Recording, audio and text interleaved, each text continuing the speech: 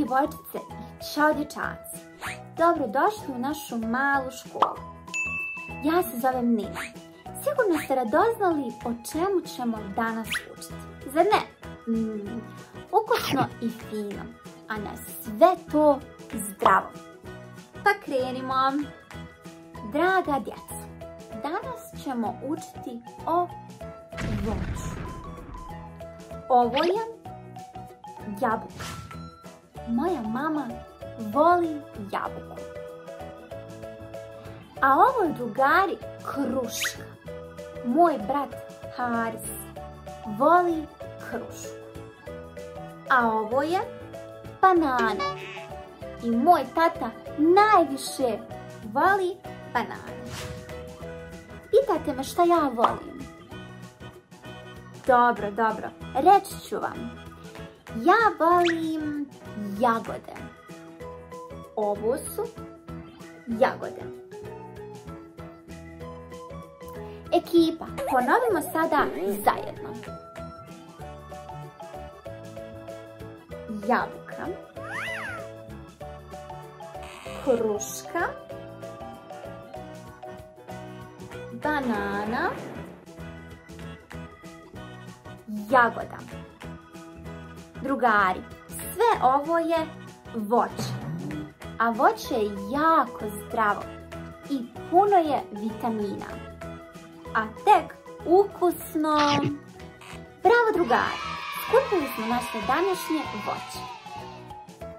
Sada ste na redu vi. Recite mi, koje je vaše omiljeno voće? Glasnije, ne čujem vas. Ok, super, bravo, to je odličan izbor.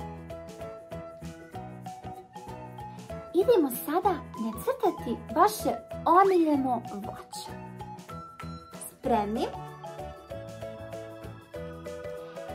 3, 4, sad. Idemo.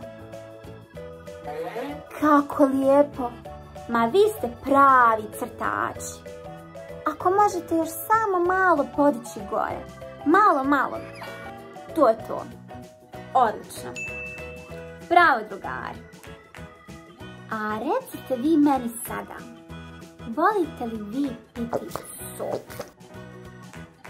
A da li znate da su upravo najzdraviji sokovi na svijetu napravljeni od voća? Da. Zato ćemo danas praviti jedan zdravi sok. A vaš je zadatak da ga popijete. Može? Idemo. Potreban vam je jedan limun i jedna naranča. Ponovimo zajedno. Limun